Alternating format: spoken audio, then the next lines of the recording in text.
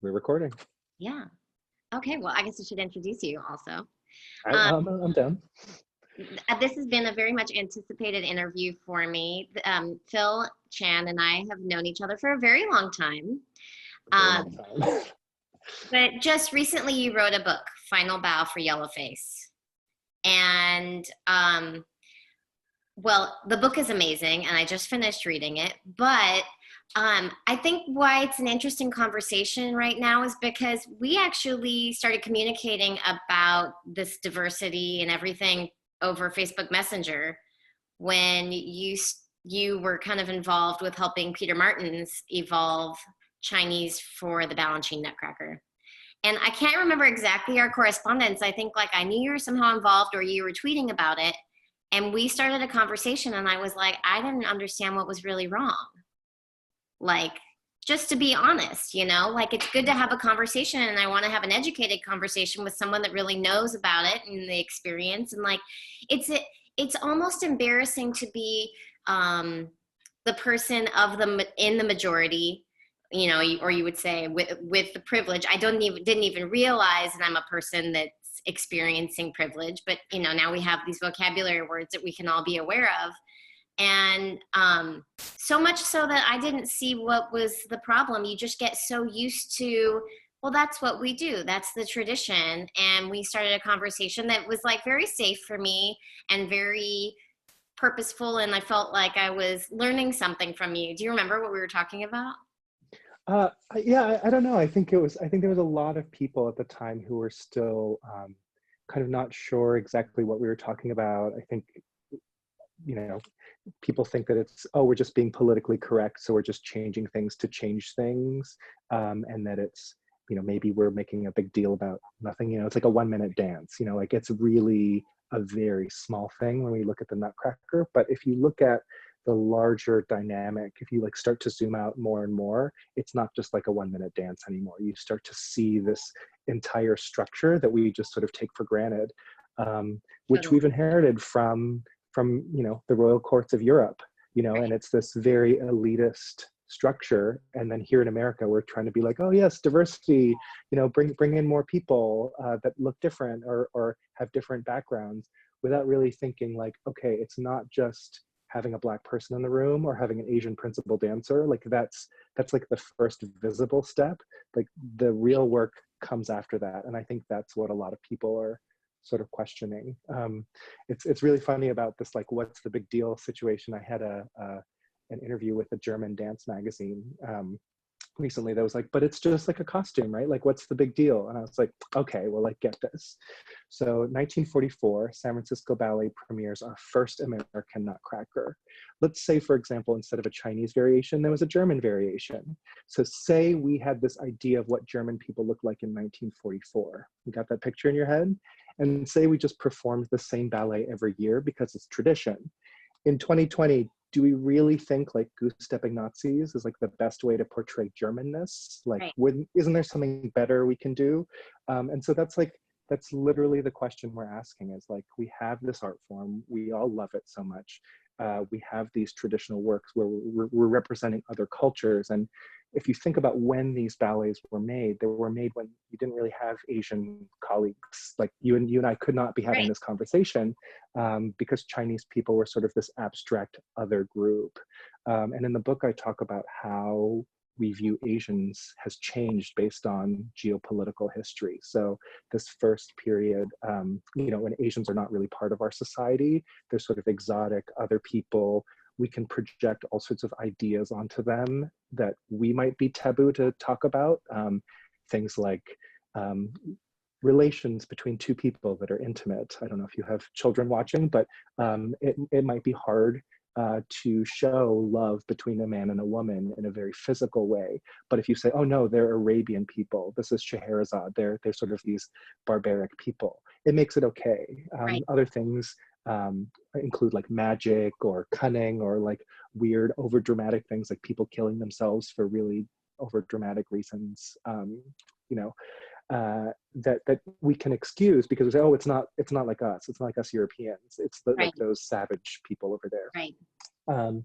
And then the second wave of how Asians were viewed is really in response to xenophobia. So if we look at the United States, if we look at Asian Americans, Chinese Americans coming over in the early 1800s to find gold, it wasn't really like the princes and beautiful representations of Asian culture that was coming over. It was like poor working class people, like basically like a step above slavery, who were coming to just make their fortune, and they received a lot of discrimination and xenophobia, and as a result, those were the images of Chineseness that came into a lot of classical works at that time. So we start to see like the rice paddy hat, which if you think about it as like a worker's hat, right? So it's not really like a crown, it's something that keeps the sun off your face.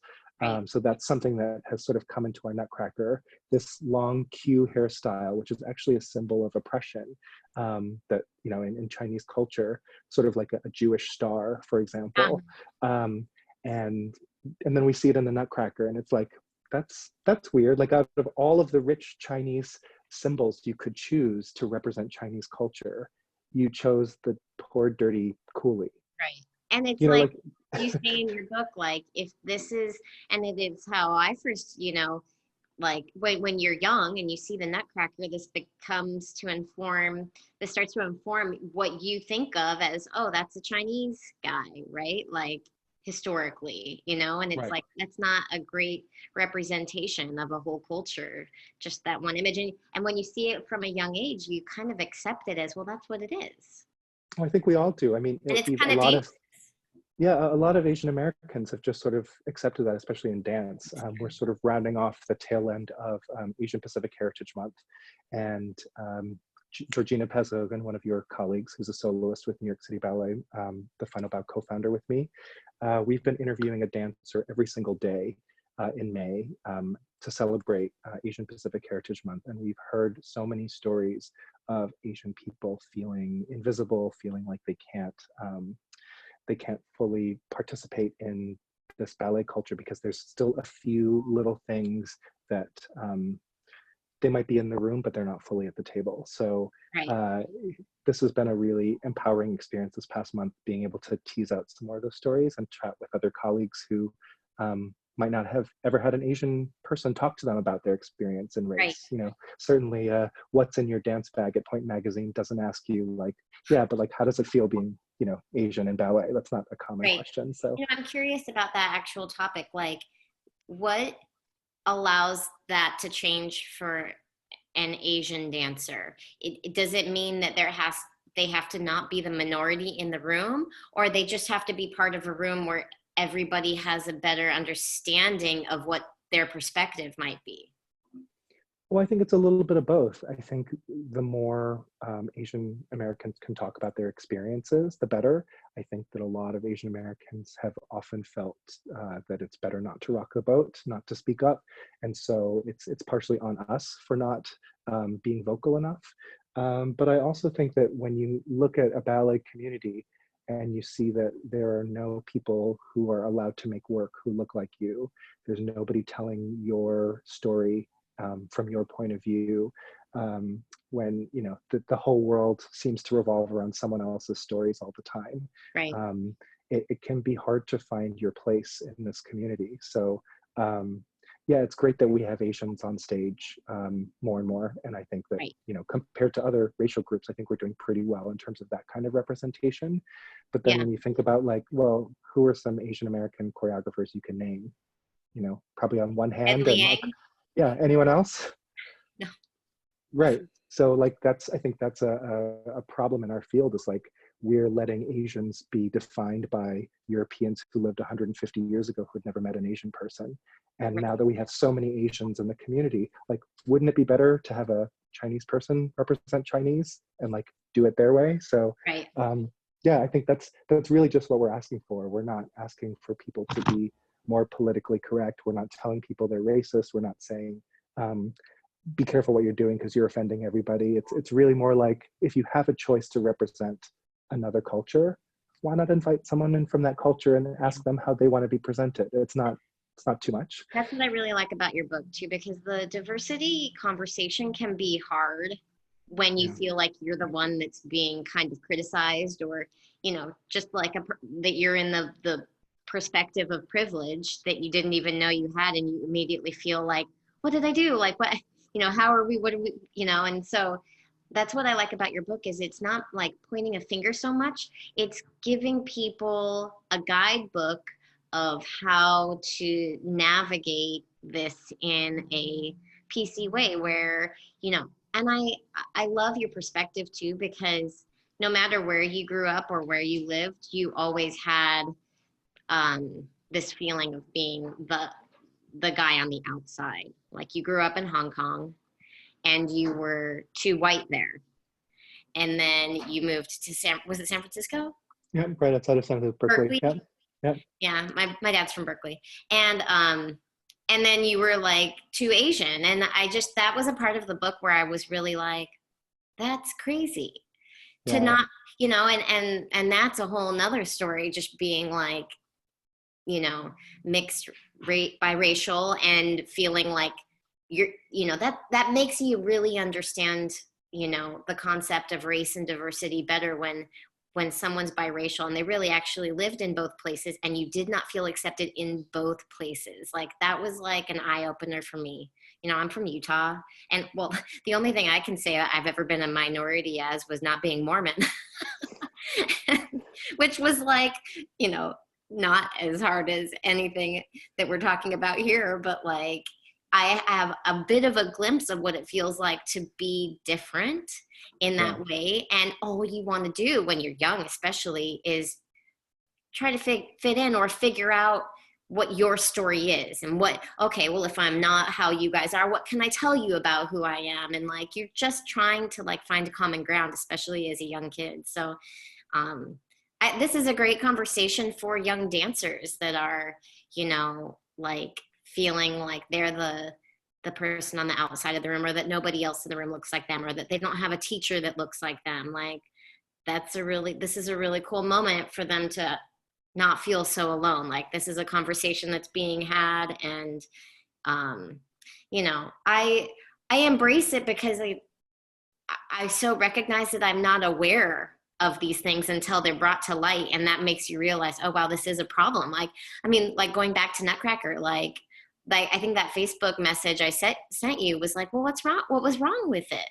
Like, I don't think it's something I look at and I personally like go, oh my God, how embarrassing. We're like laughing at them. But when you're coming from your perspective, that's like a more humiliating, aspect of your culture. It feels like the caricature versus character that you keep mentioning in the book. Like, it's like the clown version of Chinese. And so one thing I want to bring up in this message, I was like, well, so what is appropriate? How can you represent it? And I might have even said, because I would talk to Joaquin about this, well, are you offended for the Spanish dance? I'm confused. Like, when none of it's your culture, you don't know. And you're like, well, aren't we kind of representing all different cultures? And the makeup, that's not good. Like, obviously that's been changed. But then I'm like, well, how do you represent Chinese culture properly? And you were talking about how San Francisco Ballet has this beautiful dragon, right? Right.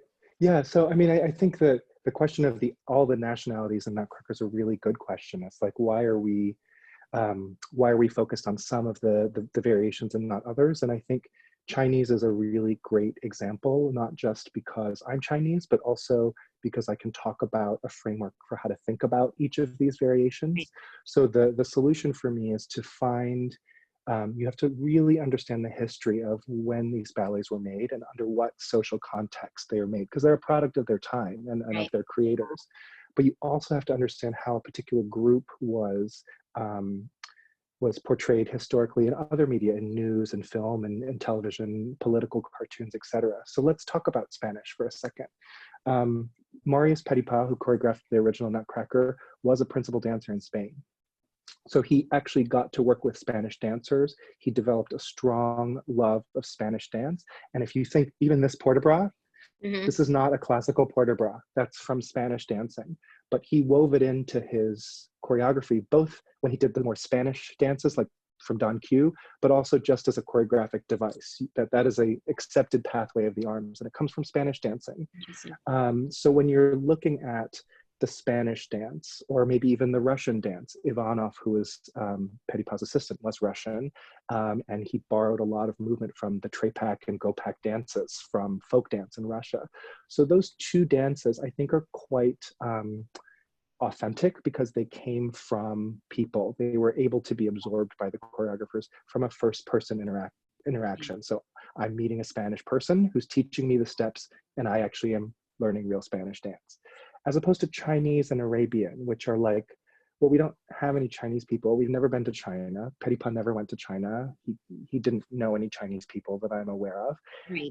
But what did he have? He had things. So he saw pictures or porcelain vases or fans, and he saw depictions of people and kind of attitudes. And so he thought, oh, okay, well maybe that's what Chinese dance is, because he didn't have an idea.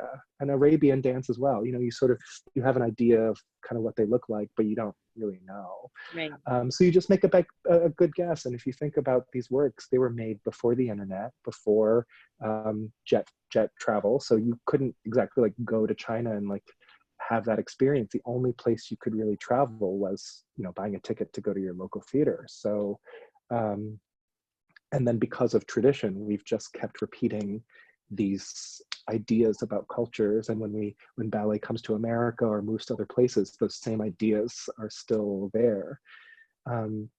So yeah, I think if you can think about it in that way, and if you then can say, okay, Spanish versus Chinese, now the context of the ballet.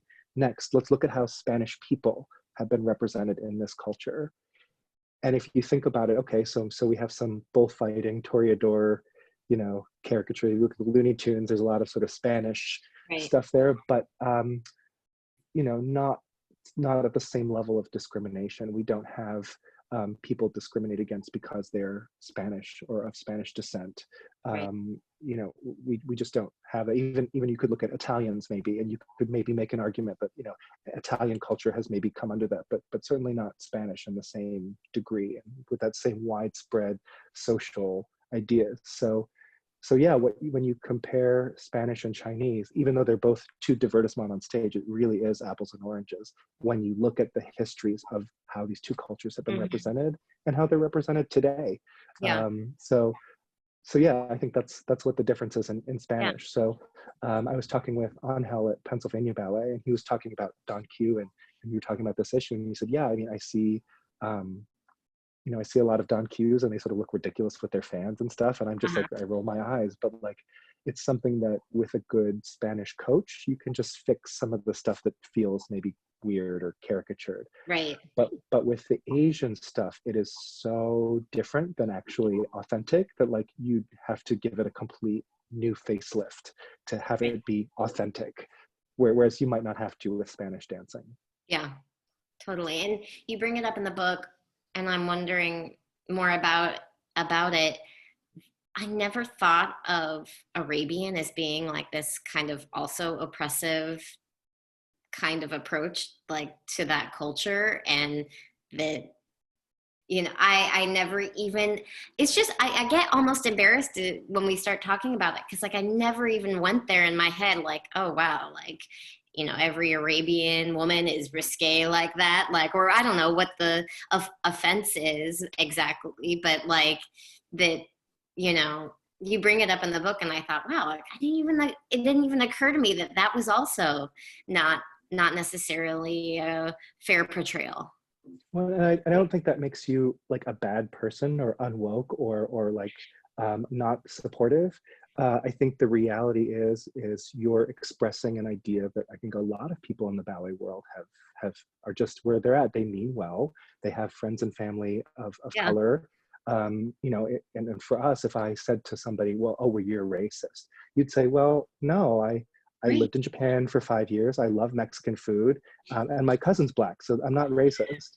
You know, whereas you all like, just because those things are true doesn't necessarily mean you've thought about all of these things in a clear way. And I think that so much of dance is tradition.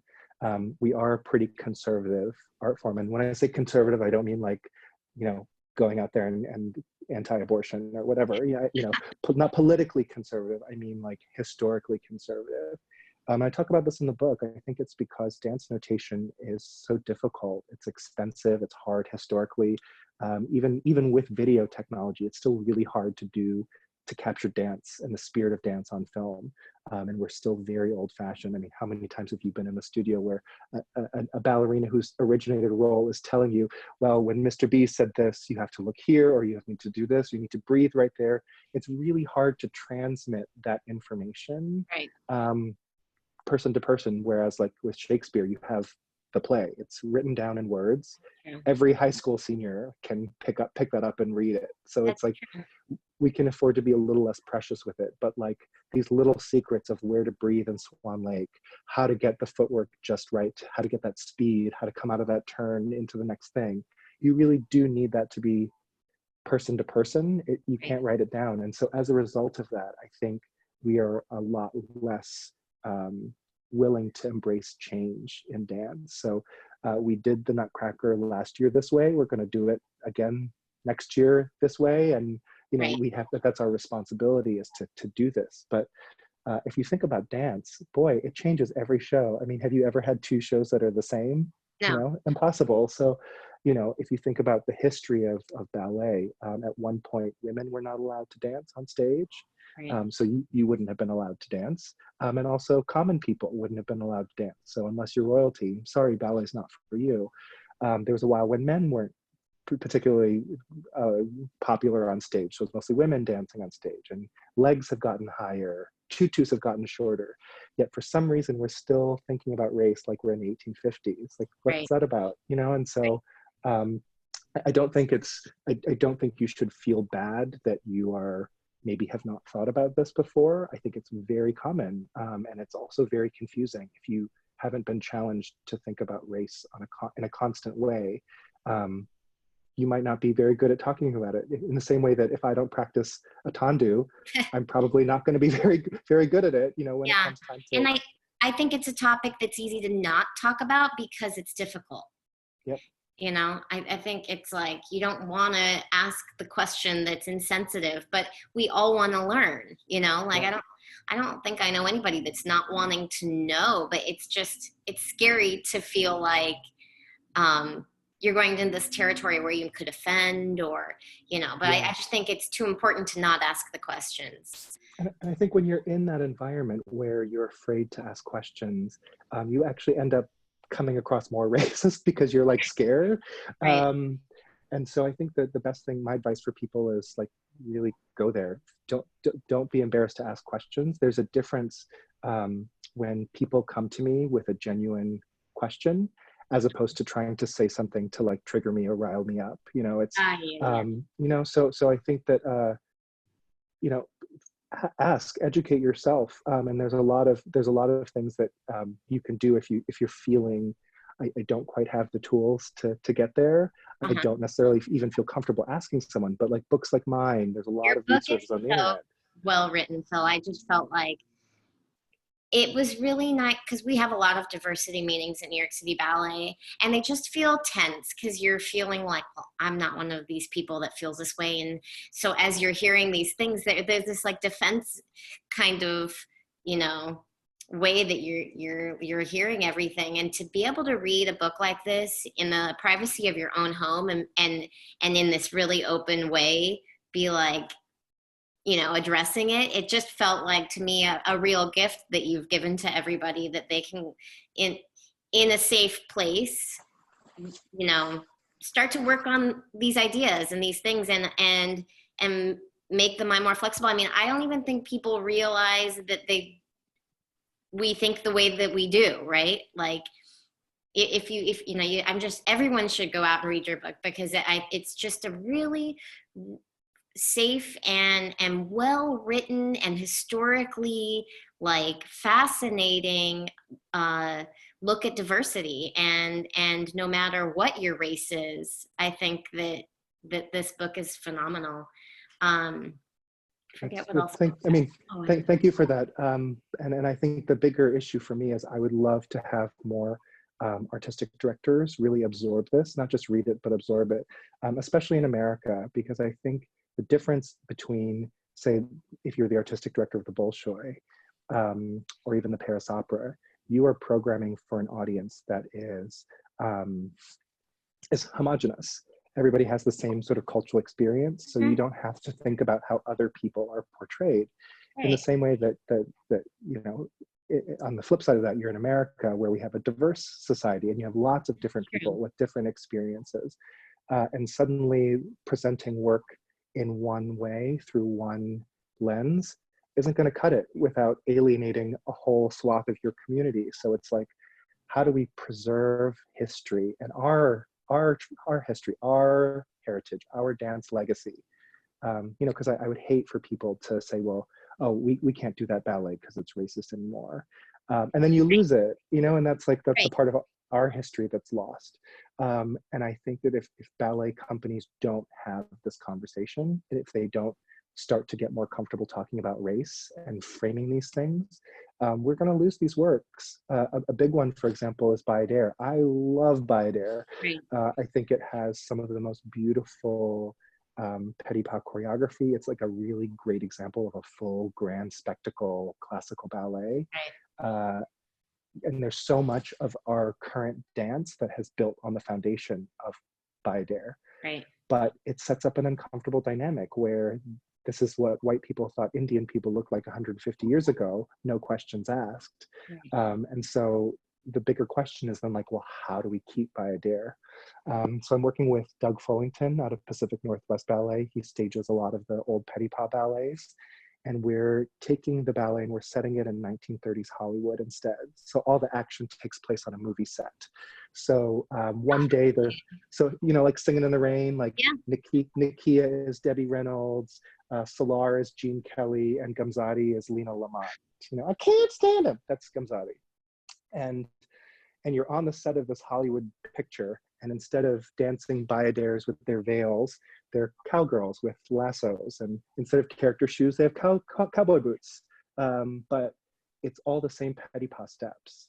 We're not changing any of the petit pas steps. We're restoring some of the choreography. We're polishing some of the Soviet additions, and it's still bayadere, same music. We're actually adding a little bit of since it sets in America during the Jazz Age, we're adding a couple American jazz instruments to it. So we're really making this ballet American. Is B&B gonna do it?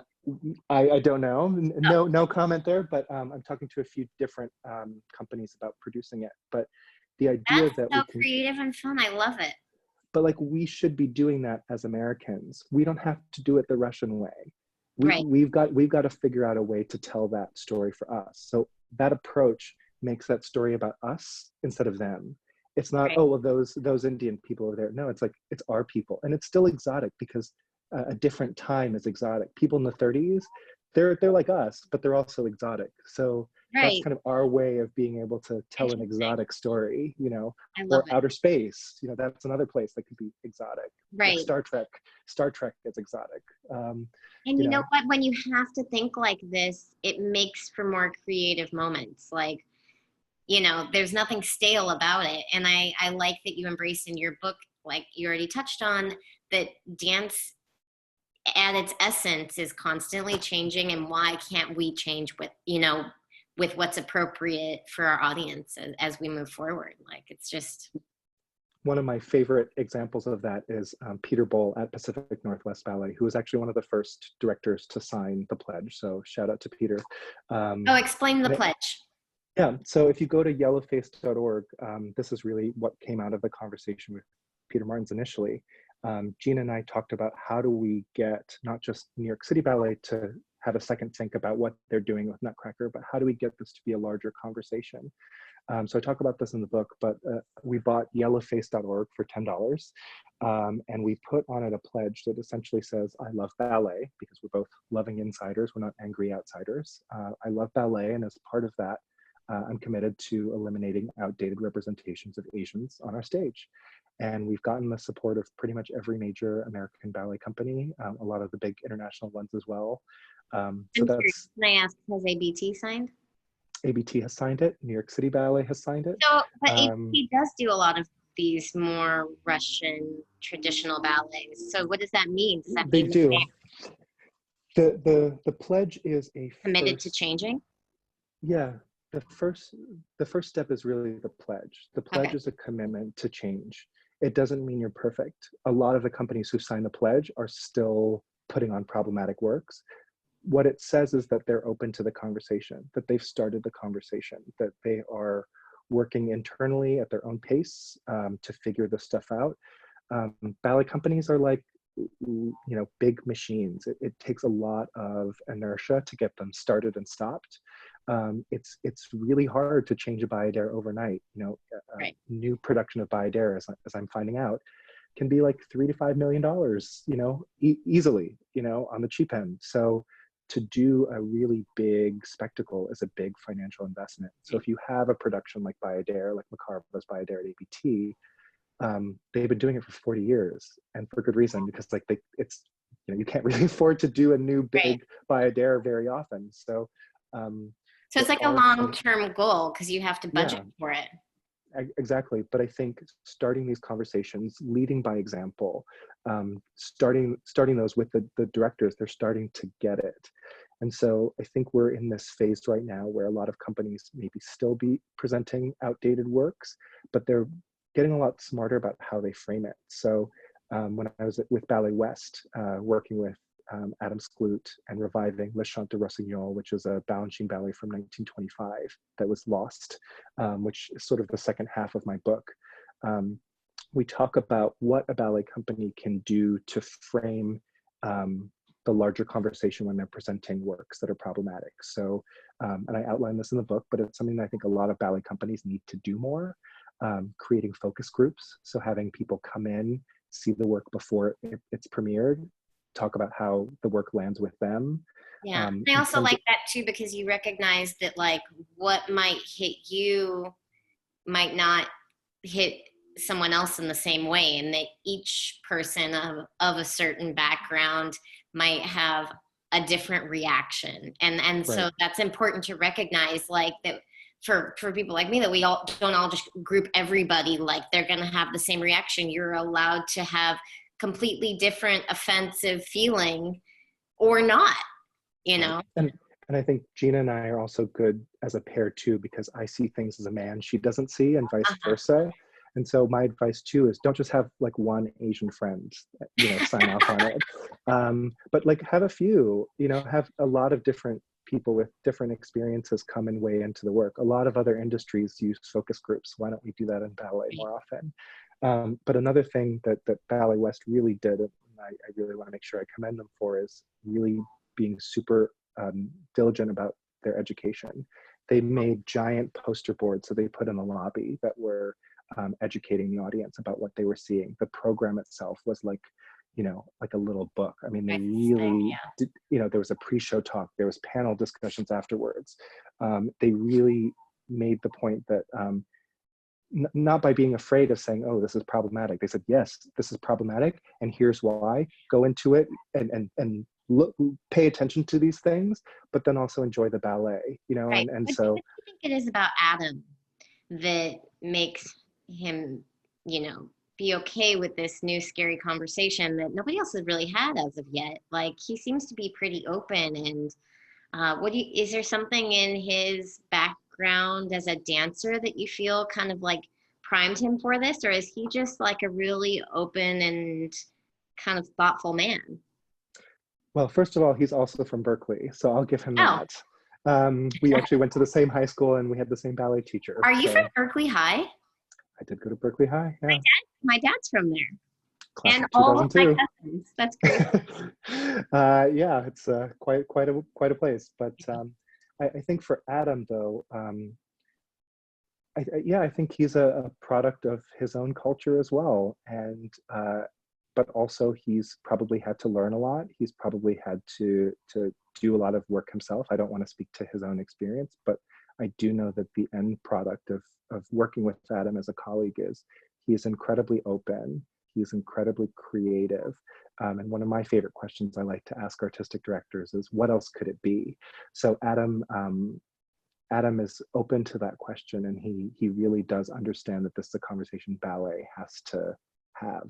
You really have And to that's, be a creative person to be open like that. yeah. And even like I was saying, Peter Bowl and Right. Pacific Northwest Ballet, he gave me a call and he was talking about how, what if the Chinese variation, instead of like a Chinese coolie, was like a Chinese cricket? And I was like, Peter, that's brilliant. It's respectful, it's musical, it's a positive See, aspect of Chinese you culture. have to know what you know about Chinese culture to know that that's a positive aspect. Like at first, I read it in the book and I was like, isn't that like even more of a clown type of thing? But no, it's a positive part of the culture. And I think if I had gone into that situation with Peter Bowl, where he felt uncomfortable or insecure or was walking on eggshells, he would have never had the creative framework to Right. like play that what else could it be game with me, because he'd be too afraid of offending me, and that's not a good way to make art. Well, Like we it's so shouldn't. interesting. You initially like the idea of changing something and then the idea that he came up with, my first reaction was so like, oh no. And then as you start to describe it more, I'm like, that's so fun. Right. And so when you push, these organizations to think more outside of the box, I think that the end result is 10 times more interesting.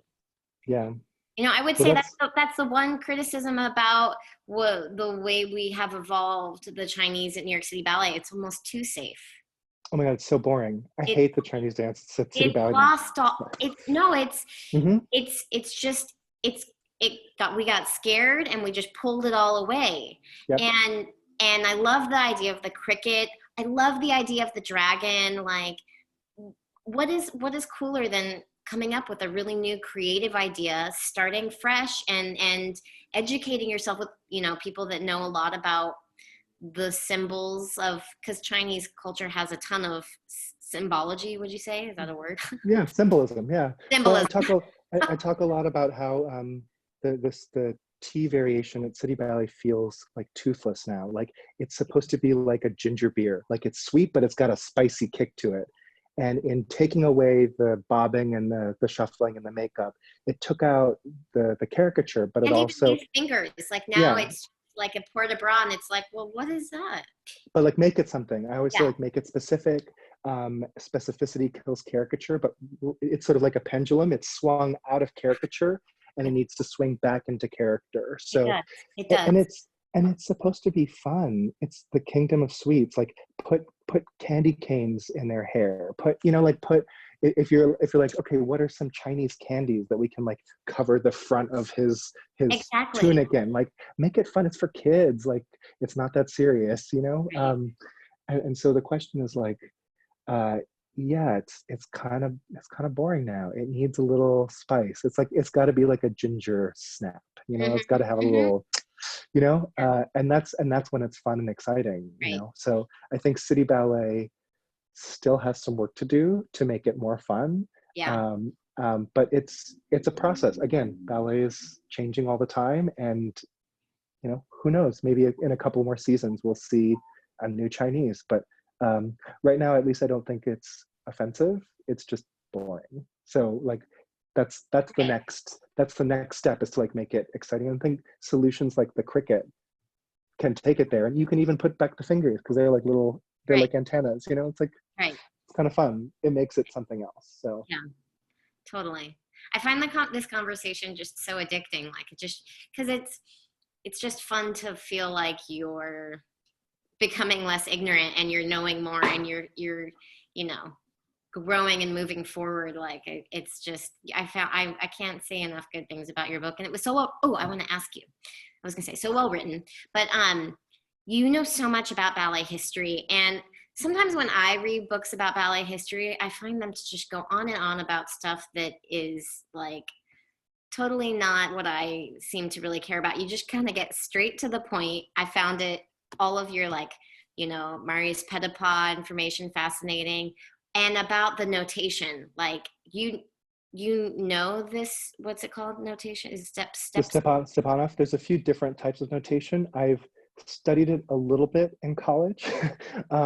It's really complicated. I don't think I could stage any works from it And now. Alexei Ratmansky Hmm. knows it.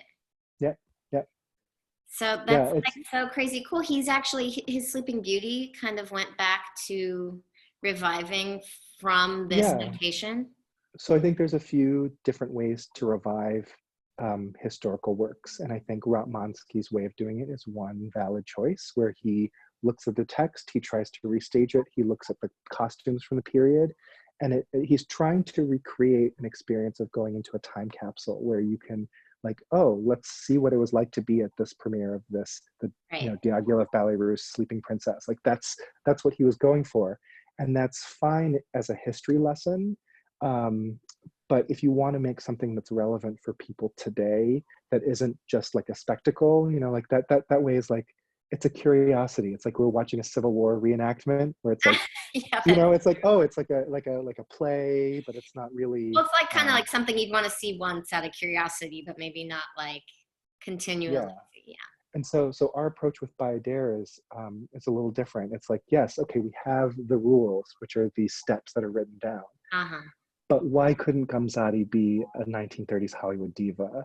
What if instead of going off stage at the end of her variation, she just goes off to the side of the stage and whips out a cigarette and gets into a fight with the casting director, smacks him around, and then realizes she has to go back on stage to finish Is the it coda. like And then Bayadere meets Slaughter on that?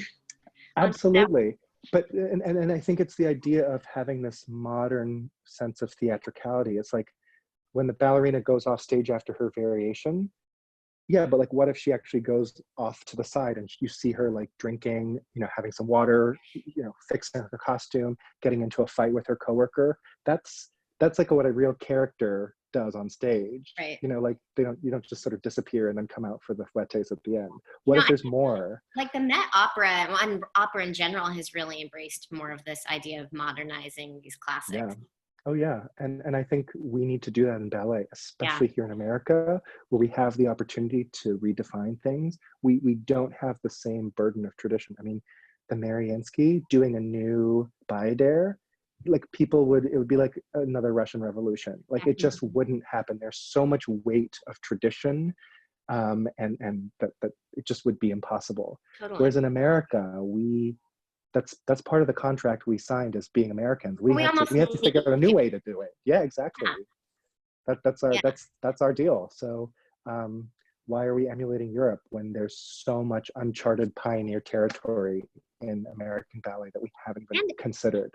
Everyone there loves it, like the culture here. Like I'm married to a French man, so it's like I mean we all here love, France and all these other things, but like you don't realize growing up here how much, people are interested in this interesting American culture that, Well, I think it's so interesting that you will never be French.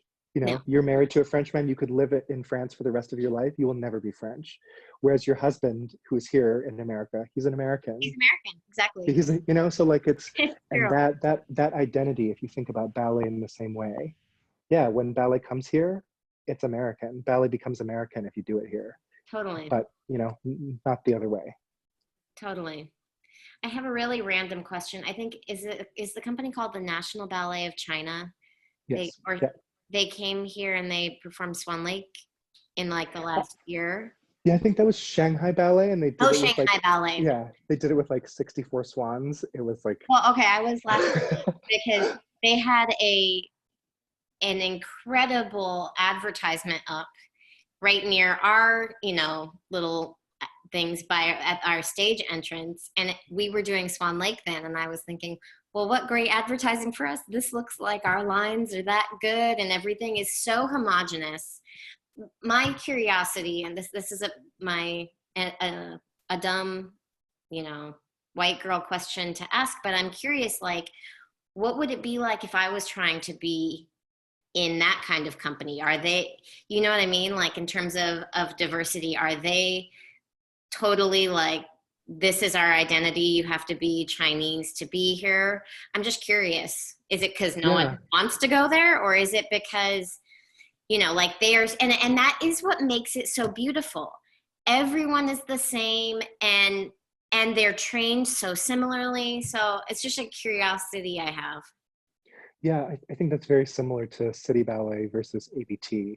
The conversation there is like City Ballet has a very strong style that is instilled in the students through the school, whereas ABT accepts beautiful classical dancers, regardless of how they trained, and then forms them into one Right. company Right. once you get there. There are certainly guests. I think when Shanghai Ballet was here, Maria Kochakova was guesting with them Mhm. as the Swan Queen. Um, I think it'd be hard to be in the core if you were in the Right. core in a Chinese company. And I actually had this conversation with uh, a board member at ABT um, when all this sort of Project Plie and diversity stuff was happening. And he's a person of color and was approached by ABT about supporting Project Plie, which is their diversity initiative, and he declined to do so because he said, when I go see classical ballet, I like that illusion that you're talking about where every girl looks the same and every head is the same and all the lines are the same. That's the point of classical ballet.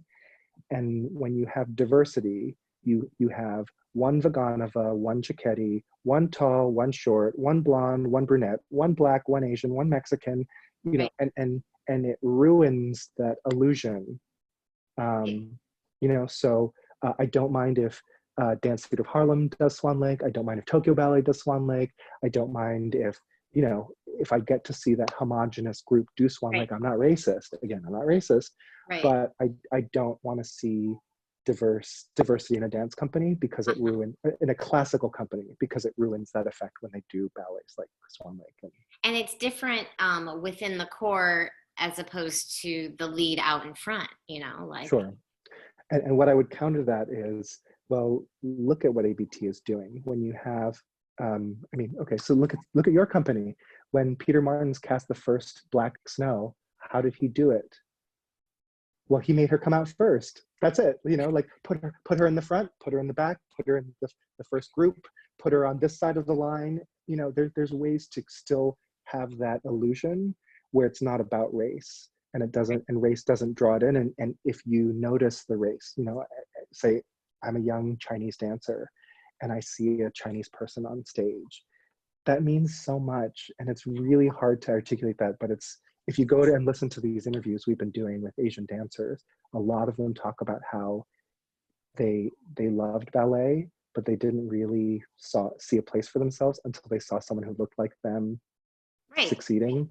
And I know it's so silly because like everybody should be able to do anything, but there is that emotional Well, need, but let's you be know? real. Ballet is a very, it not everybody is getting to do it. It's a hard thing to get into. Every girl is doing it, and even I felt that way being a shorter dancer. And so I can understand a little bit like when when I finally saw, I only looked up to shorter dancers when I was really, really young. And the fact that I saw them having a career, I was like, okay, this is possible. So I get that. Yeah. You know? So I want to talk about privilege for a second because you're bringing up a very good point. Okay. I have tall privilege. That's something that don't really think about that much. Uh-huh. Short issues. So you talk a lot about, you're a person of privilege. Yeah. We all have privilege. I have privilege as a man. I have Right. the privilege being white or being able to pass more as white.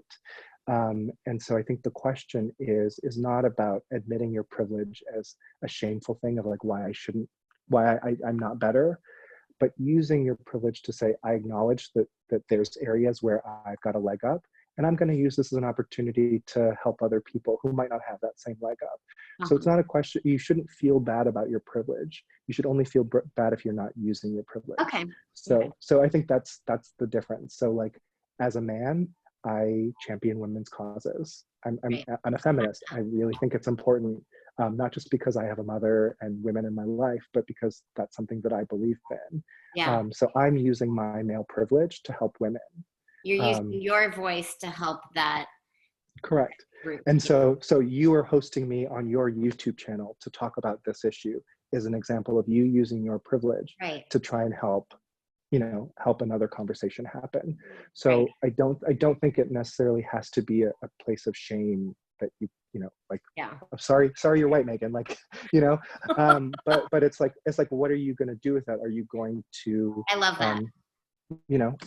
Yeah, that's great. This is like such a great conversation. I just feel like there's a lot of young kids out there that this isn't an easy thing to talk about, but what a safe place to be able to listen to. It's not.